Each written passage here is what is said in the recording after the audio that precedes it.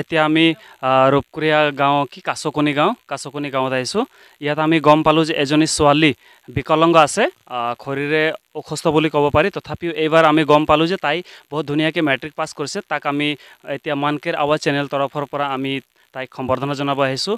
গম পোৱা মতে তাই টোটেলি বিকলাংগ, কিন্তু তাই ভৰিৰে লিখি পেলাই আমি শুনি পাই আছিলোঁ যে বহুত ঠাইত তেনেকুৱা ভৰিৰে লিখি পেলাই পাছ কৰে বা ভৰিৰে লিখা কিবা স্কুল আছে, কিন্তু আমি আমাৰ নিজৰ গাঁৱত এতিয়া লাইভ দেখি পাই আছোঁ এজনী ছোৱালী তাই ভৰিৰে লিখি এইবাৰ 3rd ডিভিজন লৈ পাছ কৰিছে। তেতিয়া আমি দেখাব গৈছোঁ আপোনালোকক আমাৰ যিজনী ছোৱালী মেট্ৰিক পাছ কৰিছে। আপোনাৰ নামটো?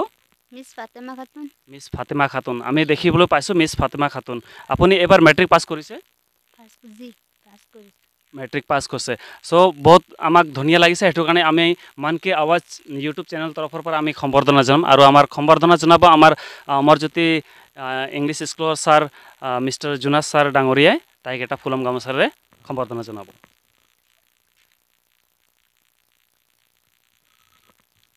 ধন্যবাদ ছাৰ। লগতে আমাৰ মান কেৰ আৱাজ চেনেল তৰফৰ পৰা আমাৰ অমৰজ্যোতি ইংলিছ স্কুলৰ ছাৰ পাউল গড়িয়া তাইক এটি আমাৰ মান কেৰ আৱাজ চেনেলৰ তৰফৰ পৰা চাৰ্টিফিকেট প্ৰদান কৰাব। ধন্যবাদ ছাৰ। আৰু তাত ভৰিৰে লিখে এনেকুৱা আমি বিকলাংগ স্কুলবিলাক চাইছিলোঁ, কিন্তু আমাৰ গাঁৱত আমি এতিয়া লাইভ দেখিব পাই আছোঁ যে আমাৰ ভণ্টি তাইৰ নাম আমাৰ নিজৰ ডায়েৰীতে আমাক এতিয়া লিখি আমাক দেখাব।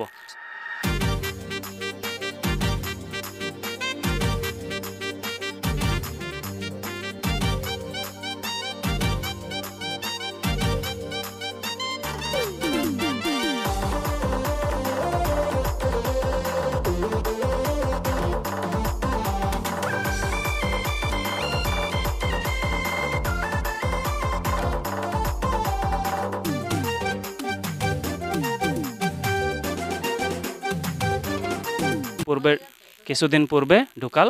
এতিয়া অসুস্থ যেতিয়া আছিলে সেইটো সময়তে ছোৱালীজনী মেট্ৰিকতে আছিলে। আৰু এনেকাও খবৰ পাইছোঁ যদি বাপেকে সেইটো সময়ত অসুস্থ নথকা হ'লে আজি ইয়াতকৈ আৰু ভাল এটা মাৰ্ক ভাল এটা পাৰ্চেণ্টেজ লৈ তাই পাছ কৰিম বুলিকে তাই মন্তব্য ৰাখে। এতিয়া ঘৰত ইমান প্ৰব্লেম আছিলে, যিটো সময়ত নেকি তাই মেট্ৰিক দিব সেইটো সময়ত তাৰ বাপেকৰ হস্পিটেল আছিলে। সেইটো মমেণ্টত তাই যে ইমান ধুনীয়াকৈ পঢ়ি একেবাৰতে মেট্ৰিক পাছ কৰিছে, তাইৰ পৰা আমি জানিব বিচাৰোঁ। চাওঁ এতিয়া হওক আপুনি কেনেকুৱা টাইমটো মেইনটেইন কৰি আছিলে পঢ়িবৰ সময়ত? ৰাতিপুৱা কিমান পঢ়ি আছিলে আৰু দিনত কেনেকুৱা পঢ়ি আছিলে, আৰু কি বুলি ভাবি পেলাই আপুনি পঢ়িছিলে আৰু এতিয়া মেট্ৰিক পাছ কৰিছে ইমান ধুনীয়াকৈ? ৰাতিপুৱা পঢ়িছোঁ 4 বজালৈকে, 6 বজালৈকে পঢ়িছোঁ। ৰাতি পঢ়িছোঁ 9 বজালৈকে, 11টা বজাত পঢ়িছোঁ। 3 ঘণ্টা পঢ়িছিলোঁ। মই ভাবিছিলোঁ 1st ডিভিজন যাবলৈ আশা কৰিছোঁ। তাই ভাবিছিলে যে 1st ডিভিজন পাছ কৰিম বুলিকে, কিন্তু এইটো চবৰ এটা আশা থাকিব লাগে। আমি সদায় 1st ডিভিজন মাৰা হেৰি চাব লাগিব, তাৰপিছত 2nd ডিভিজন 3rd ডিভিজন আহিম, সেইটোতো আমাৰ নিজৰ যেনেকুৱা লিখোঁ যেনেকুৱা পঢ়োঁ তেনেকুৱা ওপৰত আমি পাম।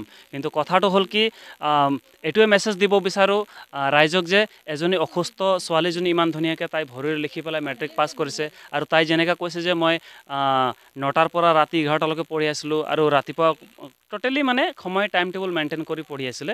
তো খুবেই ভাল, আপোনালোকেও তেনেকুৱা সময় মেইনটেইন কৰি পঢ়ক, যাতে আগত এইবাৰ যিবিলাক আপোনালোকে মেট্ৰিক লিখিব ধুনীয়াকৈ আপোনালোকে লিখি পাছ কৰিব পাৰিব।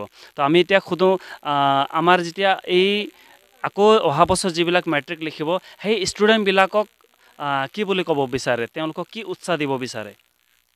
মই ভাবিছোঁ এতিয়া মোৰ পৰীক্ষাটো 3rd ডিভিজনত গৈছোঁ।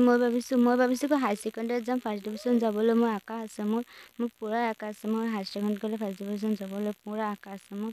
মোৰ কোৱালিটি লাইনত পঢ়িম দে, পূৰা আশা আছে মোৰ। সেইটো কাৰণে মই সেইটোও ভাবিছোঁ। আমাৰ পৰা বেছি পঢ়িব লাগিব, পিছতে 1st ডিভিজন যাব পাৰিব। ভালকৈ পঢ়িব লাগিব। মোৰ দেউতাটো হস্পিটেলত আছে, মই সেইটো কাৰণে ভালকৈ পঢ়িব পৰা নাই।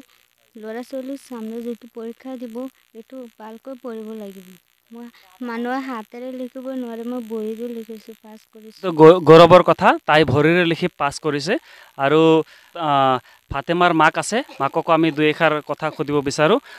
চাচি চেৰিডাৰে কিৰম পঢ়াইছিল, কিৰম টাইম টেবুল এই মেইনটেইন কৰাইছিল অত বালা করে এখন পাস করছে তার উপরে কি কইবার চাই কি রাতের 11টা তুরি 10টা তুরি পড়ছে এবারে সকালবেলা রাতের 3টার সময় উঠতে বাদে পড়ছে ওদের তো আরো কি পরীক্ষা আরো ভালো হইলে তার কি বাপ জ্ঞাত শিবিল আছি আরো আগবার হয়েছে না না তো আরো আগবার লইলে ও না এই যে আমি আরো পরেবার আশা আছে মিশিং চারিলি ভর্তি করাইম ও না যদি সহায় করুন নানেরাতে আমি আরো শরীরে উহরুনতে আমি আরো পড়াইতাম আশা আছে ঠিক আছে আমরা যত পারি আমরা সহায় করবাম অহন ছোৱালীৰ যেটো বাগগৃহ সেইটো আমি দেখাই আছো খুবেই বহুত দুখীয়া ঘৰৰ ছোৱালী এটা কাৰেণ্টো নাই আমি চাওঁ ঘৰ যেনেকা আছে মানে যেনেকা ঘৰৰ ছোৱালী হৈ তেওঁ তাই পাছ কৰিছে খুবেই গৌৰৱৰ কথা কিন্তু কথাটো হ'ল কি ইমান গৰীব ঘৰৰ ছোৱালী এটা ভৰিৰে লিখি পাছ কৰিছে ইয়াত আমি জানিব পাৰিছোঁ ছোৱালীজনী